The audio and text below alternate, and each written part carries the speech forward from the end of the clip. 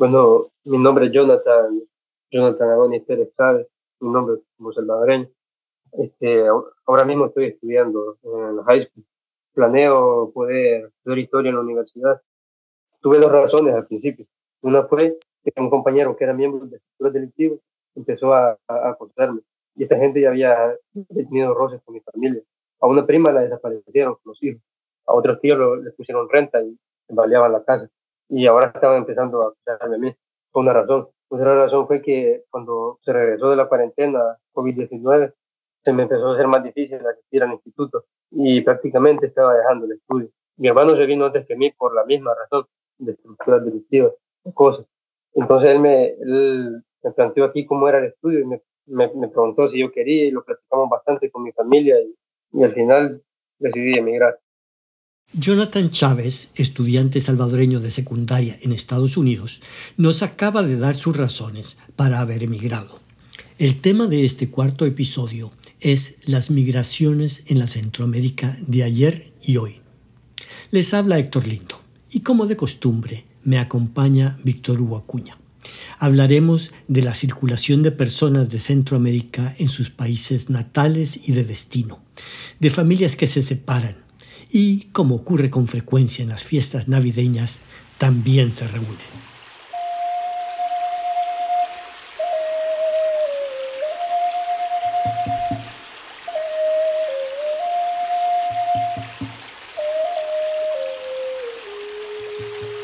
Centroamérica, el presente y sus pasados.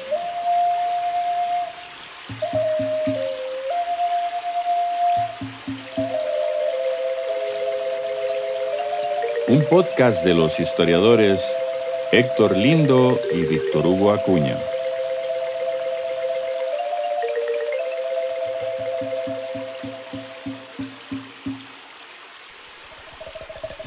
Producido por la Universidad de Costa Rica.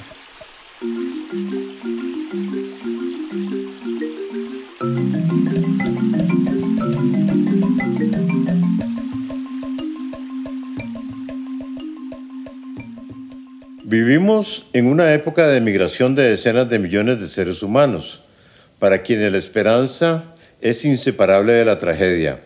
Este es también el caso de millones de personas de nuestra región en tiempos recientes. Pero las migraciones han sido un componente básico de la historia humana. Un buen ejemplo es el poblamiento de Estados Unidos. Así lo recuerda Carlos Sandoval, catedrático de la Universidad de Costa Rica y uno de los más reconocidos especialistas en el tema de las migraciones centroamericanas. Justamente yo quería notar eso, ¿verdad? Que la movilidad humana ha sido una constante, ¿verdad? A lo largo de la historia, pero el nombrarla como migración sí es un fenómeno moderno, ¿verdad? Que me parece a mí que tiene que ver con la constitución de los estados, la discusión o el establecimiento de fronteras y el significado que tiene para los estados determinar quién es ciudadano o ciudadana en su territorio. Para empezar, en el último siglo y medio han llegado a la región centroamericana miles de personas de otras partes del mundo, como recuerda Carlos Sandoval. La migración del Caribe insular a Centroamérica, ¿verdad? Ese es un dato muy relevante. Luego, sin duda, la migración, por ejemplo, en el caso de Costa Rica, en el contexto de la construcción del ferrocarril, ya a inicio del siglo XX, la migración italiana, la migración china, de la cual se dice algo, pero no mucho. Me parece también que hay una migración muy importante a Honduras y a Panamá, de migración de Palestina y de Líbano, que es otra faceta. En el contexto de la exportación del café, también me parece que a Guatemala y a Costa Rica, que yo sepa, a lo mejor también a otras sociedades, llegan familias alemanas que tienen un papel importante en la sociedad y en la política, digamos, de la primera mitad del siglo XX. Además, no olvidemos los movimientos de población del campo a la ciudad. Uno de los temas principales de las ciencias sociales, ¿verdad? Hará ya, no sé, 60, 70 años la migración del campo a la ciudad, ¿verdad? De la cual se escribía tanto en los años, digamos, en los años 60, 70. Hoy es un tema prácticamente fuera de la agenda de las ciencias sociales. Recordemos igualmente las migraciones entre los países del Istmo. Nos hace falta esa conexión entre las dinámicas de desplazamiento interno y la migración internacional.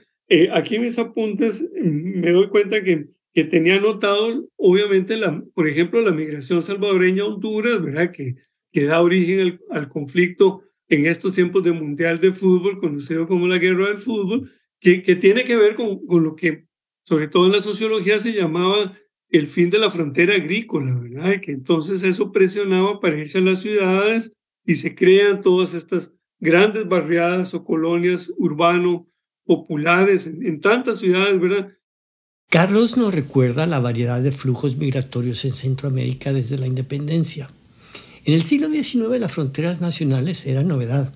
La movilidad al interior del istmo era frecuente dependiendo de la presencia de oportunidades, ya fueran bananeras, construcción de ferrocarriles o más lejos en el Canal de Panamá o las minas de California. Hasta los políticos podían ocupar puestos públicos en diferentes repúblicas a lo largo de su carrera.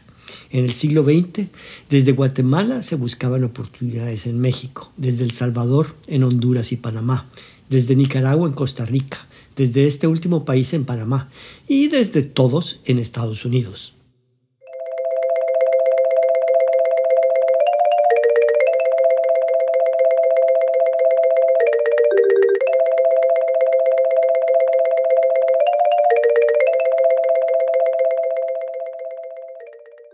Al hablar de migraciones en el siglo XXI, pensamos principalmente en las olas migratorias de centroamericanos y centroamericanas hacia Estados Unidos que se derivaron de los conflictos de las últimas 2 décadas del siglo XX.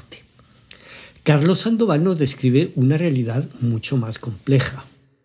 El conflicto armado en Centroamérica produce un desplazamiento enorme de población. El que yo he conocido, digamos, un poquito más, es el desplazamiento tanto interno como externo en Guatemala, ¿verdad?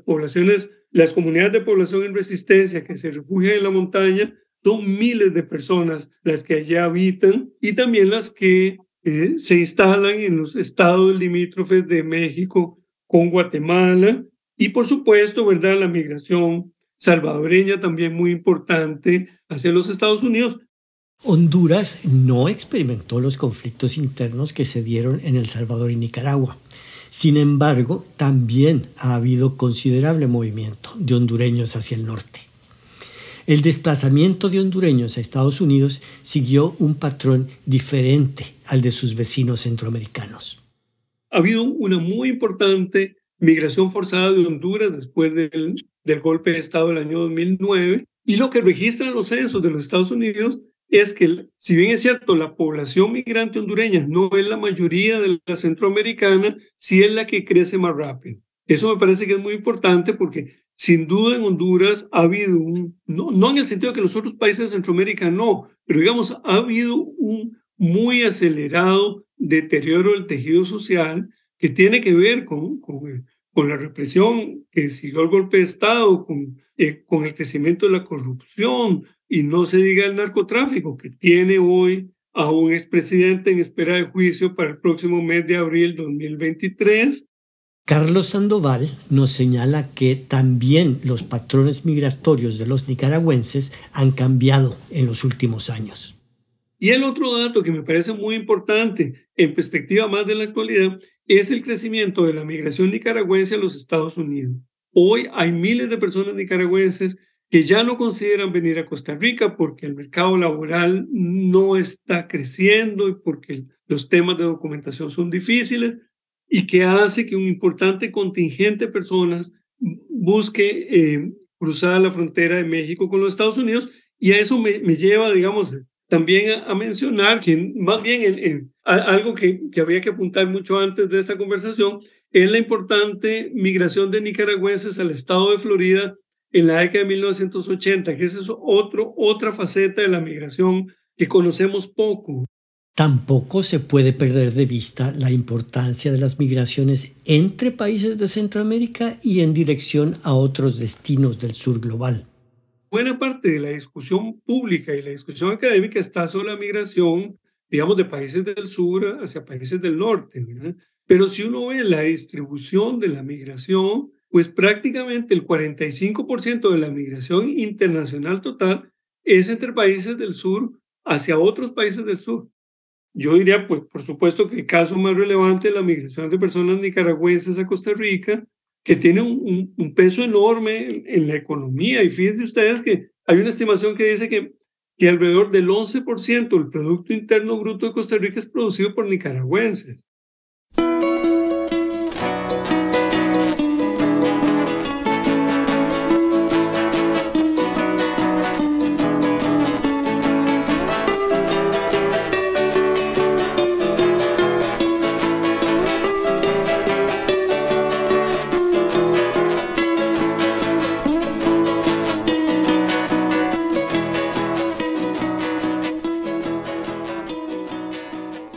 Aunque, como ha dicho Carlos Sandoval, migrar es inherente a la condición humana, sus razones son muy variadas. El sociólogo nicaragüense José Luis Rocha, gran especialista de este tema, nos enumera las razones principales que tienen en Centroamérica familias, hombres, mujeres, jóvenes y niños para abandonar sus lugares de residencia en busca de otros horizontes. Señala motivaciones económicas, políticas y también culturales. Son las razones que tienen que ver con lo económico, que no necesariamente es un asunto de que la persona no tiene trabajo. Puede ser, ¿verdad? El desempleo puede ser una causa, o que la persona es muy pobre. Esa, en cambio, no suele ser una causa, sobre todo en migración a los Estados Unidos, porque los que suelen migrar a los Estados Unidos no son los más pobres, ni de las zonas rurales, ni de las zonas urbanas. Y es más, suelen ser más urbanos que rurales, o solían ser, tal vez, ahora no tanto. Pero bueno, es todo un conglomerado que tiene que ver también no solo con las carencias, con no tener, sino también con carencias que pueden ser relativas, es decir, con la desigualdad que se percibe. Hay un problema también, cuando digo lo económico, tiene que ver con las inseguridades que hay. Es decir, nuestras sociedades centroamericanas se han desarrollado, los estados se han desarrollado y sin embargo no hay un seguro de paro, o sea, el gobierno no hay un subsidio para las personas paradas. La migración suple eso, es decir, la remesa es el seguro de paro, es el seguro de todo, el seguro de vida, el seguro de vejez, etcétera. Esto que nos dice José Luis es muy importante. Es la explicación más convincente que he escuchado para el fenómeno de migraciones que tocan a todas las poblaciones de Centroamérica, menos a la de Costa Rica, el único país de la región donde hay un estado de bienestar desarrollado. Es innegable, Héctor, que Costa Rica ha consolidado un sistema de seguridad social más sólido que el de los otros países del Istmo, aunque hoy se encuentra amenazado. La otra motivación que decía es también el problema de la violencia. La violencia tiene que ver con la violencia de las maras, ¿verdad? Muchos se van huyendo de las amenazas de muerte o de extorsión de parte de las maras, pero no únicamente, ¿verdad? Hay zonas en Honduras, en Guatemala, por ejemplo, donde las inversiones grandes, a veces de transnacionales o a veces de ganaderos o de otros grandes hacendados, implican modelos expansionistas que se montan sobre la violencia y sobre un despojo de poblaciones, a veces de familias, pero a veces de poblaciones enteras. Y finalmente, la otra causa es una a la que se le ha prestado poca atención, quizás porque es menos mediática, y es el asunto de que la migración engendra migración. Es decir, cuando una vez que se llega a cierta masa crítica de migrantes, existen varias razones por las cuales los migrantes que ya están ahí multiplican la migración. Jonathan Chávez nos habla de una motivación para migrar que es particularmente relevante para jóvenes de su edad. Él habla sobre el terror que crean en las comunidades centroamericanas las pandillas activas principalmente en Guatemala, Honduras y El Salvador.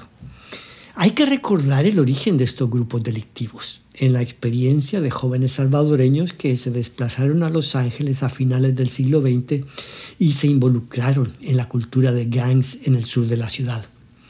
Ellos regresaron luego a su país a formar pandillas tan temidas como la Mara Salvatrucha y la Barrio 18. Pero bastantes compañeros también han venido porque también son miembros de estructuras delictivas y vienen queriendo alejarse de eso. Sea cual sea la razón por la que dejan el país, esta gente joven espera beneficiarse de su estancia en Estados Unidos. Quieren trabajar para ahorrar dinero y regresar a los países. Otros de facto ya quieren quedar aquí en este país y otros también quieren estudiar por las oportunidades de estudio que brinda este país. La mayoría trabajamos, estudiamos y trabajamos a la vez. Bastante vienen a ahorrar, a hacer un poco de riqueza para salir adelante. Otros también quieren estudiar. Trabajan y a la vez estudian, pero ponen bastante empeño en el estudio.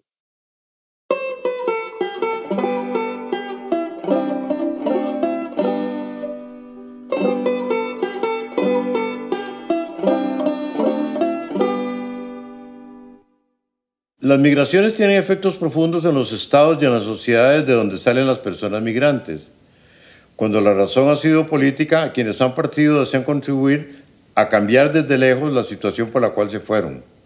También los migrantes envían remesas a familiares y parientes que han quedado atrás. De las remesas dependen tanto las familias como la economía del país de origen en su conjunto.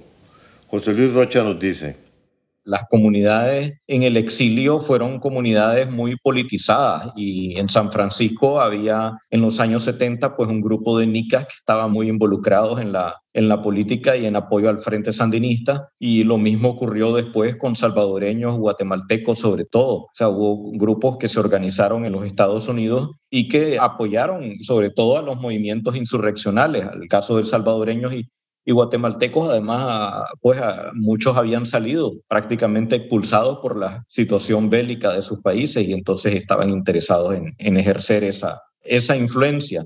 Pero vamos a ver, es el caso de los migrantes nicaragüenses que en este momento están enviando remesas, y podemos rastrear cómo en los últimos años ese incremento de personas migrantes se ha traducido también en un incremento en el volumen de las remesas.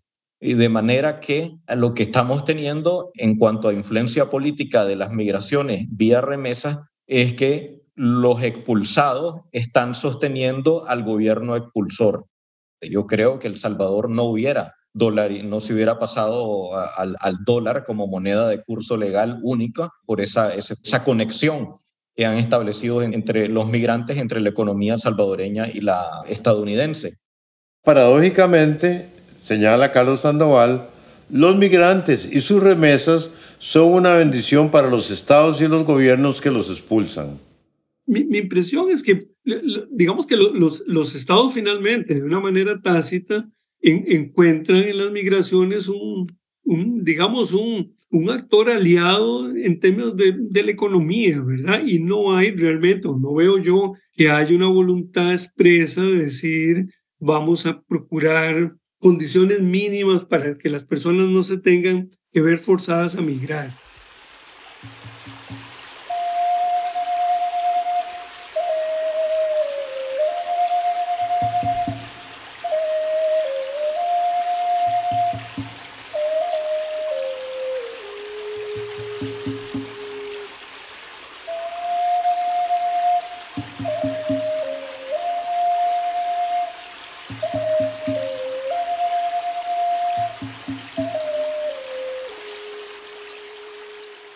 Así como las migraciones tienen un importante impacto en los países de origen, vemos que los países de acogida también experimentan adaptaciones a los cambios en la población.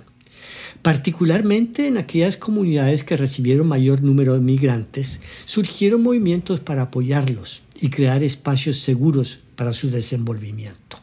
Escuchemos a Carlos Sandoval. Muchas de esas personas, al no tener documentos, se refugiaron inicialmente en iglesias católicas y no católicas, y eso dio origen a un movimiento que hoy tiene una relevancia, digamos, en los Estados Unidos, en Canadá, en Europa, que son las ciudades santuario, ¿verdad? Que es esta idea que los gobiernos municipales o estatales dicen que las autoridades migratorias de los Estados Unidos o de otros países no tienen jurisdicción sobre su territorio. Es decir, por ejemplo, que el municipio de la ciudad de Berlín se declare ciudad santuario, emulando el esfuerzo de tantos salvadoreños y salvadoreñas por tener un lugar seguro donde vivir, es algo extraordinario, ¿verdad? Es decir, que una experiencia de un país tan pequeño como es El Salvador sea una referencia en una ciudad tan grande como Berlín en el siglo XXI. Inicialmente, las migraciones se dirigieron a grandes centros urbanos que por algún motivo u otro tenían vinculaciones con los países de origen. Las comunidades de migrantes están distribuidas irregularmente, principalmente en las dos costas de Estados Unidos. La profesora de Fordham University, Stephanie Hueso, que ya nos ha acompañado en un episodio anterior, explica cuántos son y dónde viven estas poblaciones migrantes. Pues parece que más de 3 millones, ¿verdad?, de centroamericanos en general, pero entre ese grupo, creo que más del 86 por ahí % de los centroamericanos que viven en los Estados Unidos vienen de El Salvador, Guatemala y Honduras. Y eso lo podemos ver, pues, para el caso de Honduras, en el siglo XX, ¿verdad? ¿Cómo se llama? Con las bananeras, ¿verdad? Cuando el United Fruit Company vino a New Orleans, ¿verdad? Y algunos hondureños se fueron también en ese tiempo. Y también, claro, podemos ver que en los años 70, 80, 90 era donde había la mayoría de centroamericanos que se fueron. Si no me equivoco, un estudio del Migration Policy Institute dice que un poco más del 50% de los centroamericanos que llegaron a los Estados Unidos llegaron antes del año 2000. Entonces se concentraron más que nada en ciudades, en Los Ángeles, en California, Nueva York, partes de Nueva Jersey, Washington, D.C., Maryland, Virginia, Florida, Texas, Boston, en Massachusetts y también en Georgia. Poco a poco, la presencia de centroamericanos se manifestó en la experiencia cotidiana de las urbes donde se instalaron. Trajeron con ellos cultura, abrieron negocios para satisfacer sus necesidades y eventualmente también transformaron su entorno de manera perceptible. Las creaciones de restaurantes centroamericanos, pues sí, yo conozco más que nada sobre las pupusas, ¿verdad? Y en lugares como Washington, D.C., en Los Ángeles, por ahí, aumentaron estos restaurantes. Lo interesante es, por lo menos en Washington, D.C., cuando crearon estos restaurantes, también ofrecieron comida mexicana, ¿verdad? Que no era solo comida salvadoreña, solo comida hondureña o lo que sea, también era centroamericano y mexicano. José Luis Rocha amplía este aspecto de la cultura gastronómica salvadoreña con el ejemplo de la famosa cadena de restaurantes El Pollo Campero, que aunque comenzó a operar en Guatemala, ganó gran popularidad en El Salvador, al grado de convertirse en uno de los platillos favoritos de los salvadoreños. El pollo campero es ahora, bueno, se podría decir que el ave nacional de El Salvador. Es uno de los artículos de consumo imprescindibles y antes era tal la popularidad que los salvadoreños que estaban en Estados Unidos les pedían a sus familiares que llevaran pollos camperos, que les llevaran allá, y entonces los aviones iban oliendo a pollo campero porque llevaban los paquetes, hasta que finalmente el pollo campero abrió sucursales en Estados Unidos, la primera en Los Ángeles, y dicen que fue una fila de casi de kilómetros de personas esperando a que abrieran las puertas el sábado en que lo inauguraron. Como lo ilustra la anécdota de José Luis, los emigrantes vienen a cambiar los hábitos gastronómicos, los estilos de vida y el paisaje urbano. Contrariamente a los estereotipos de grupos xenofóbicos y racistas de extrema derecha, los recién llegados son fuente de enriquecimiento cultural. Hay discotecas, ¿verdad?, que solo están enfocados bueno, no solo, pero que se enfocan en la música que es, que prefieren esa comunidad, ¿verdad? Ya sea, y depende del demográfico también. Si estamos hablando de inmigrantes recién, tal vez todavía se concentra en la cumbia, pero más que nada reggaetón, el trap music en español, todo esto, ¿verdad? Pero también afuera de discos se puede decir que algunos parques se han convertido también en lugares donde estas comunidades pueden jugar fútbol, ¿verdad? Tener sus propias ligas locales, ¿verdad? Y en sí, entonces toman espacio público. También si llega a una sociedad democrática, tarde o temprano las poblaciones de migrantes terminan demandando representación política.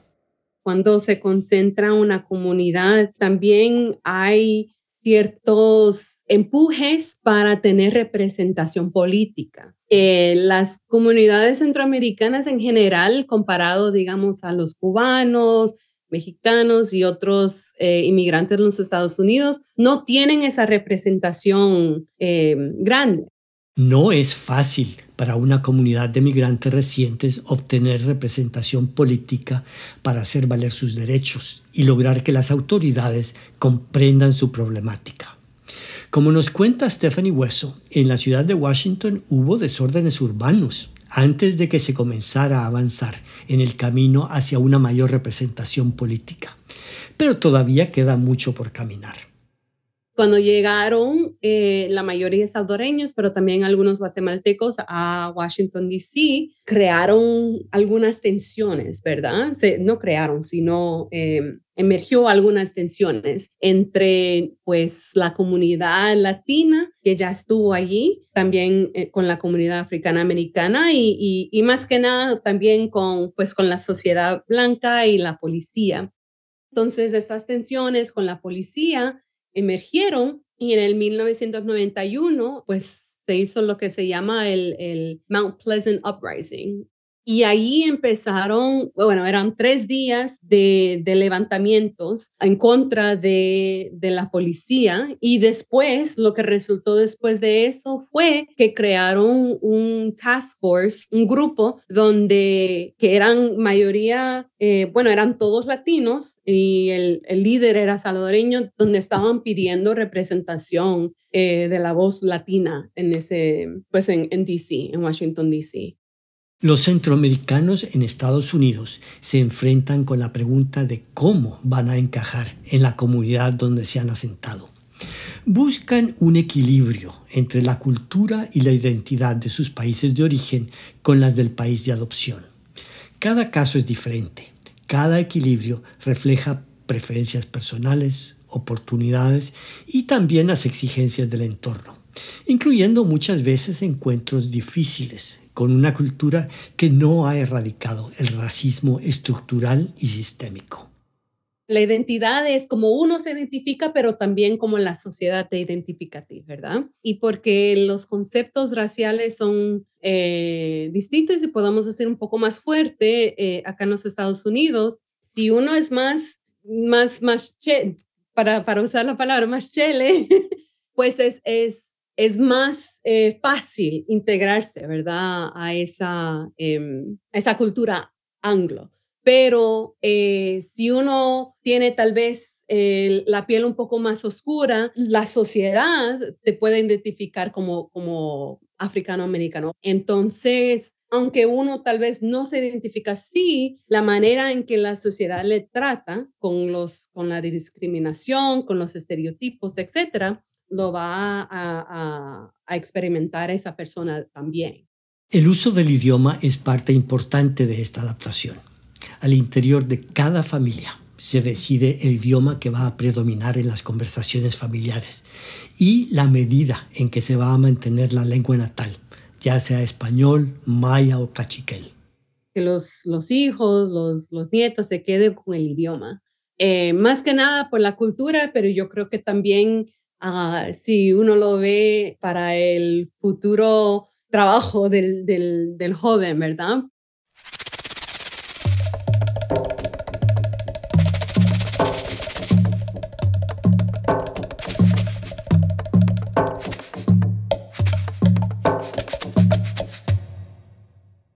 El documental Casa en Tierra Ajena, producido por Carlos Sandoval, que sigue a migrantes centroamericanos en su odisea hacia Estados Unidos, hace una elocuente y conmovedora defensa del derecho a migrar. De igual manera, nuestro colega reivindica que debería existir el derecho a no migrar en forma forzosa. El derecho a no tener que migrar de manera forzada me parece que vincula el tema de la migración a la responsabilidad de los estados y al derecho a una vida digna, que me parece que hoy nosotros no reivindicamos en Centroamérica. En los últimos 2 siglos, las poblaciones centroamericanas han estado en constante movimiento. Han colonizado tierras vírgenes, han ido del campo a la ciudad, se han trasladado de un país a otro de la región y también se han establecido en otras partes del mundo, en especial después de 1970.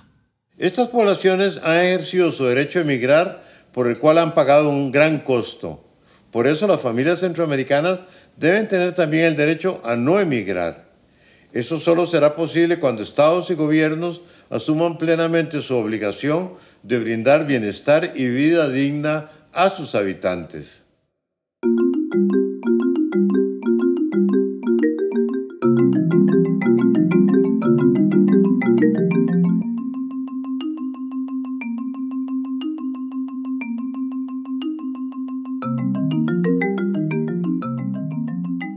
Terminamos este episodio con las palabras de Jonathan Chávez, a quien conocí por su afición a la historia. Su profesora de secundaria me escribió para que le hablara sobre la profesión de historiador. Como inmigrante de la zona de Perquín, como salvadoreño que vive en carne propia la problemática de su patria, él quería conversar con un historiador salvadoreño. Me tracé la meta de estudiar historia, de estudiar bien historia, de entenderlo mejor, por la situación política que se vive en el país, porque temas como la guerra civil y la independencia se tocan bastante en la política del país. Los políticos la usan bastante como referencia, y yo creo que los políticos también pueden terminar engañando a la gente que no conoce. Hasta aquí este episodio de Centroamérica, el presente y sus pasados. Recuerden seguirnos en Facebook, Twitter e Instagram. Allí encontrarán material adicional sobre el tema de este episodio y también pueden enviarnos consultas y sugerencias. Hasta la próxima. Dirigido por Héctor Lindo y Víctor Hugo Acuña. Producción general, Sol Acuña. Diseño sonoro y mezcla, Draxel Ramírez. Música original, Manuel Monestel. Arte visual, Karina S. García. Diseño gráfico, Francela Zamora. Asistencia de producción, Christopher Rodríguez y Ana Victoria Salas. Asesoría radiofónica, Mariana Rivera. Coordinación académica, Ileana de Alolia.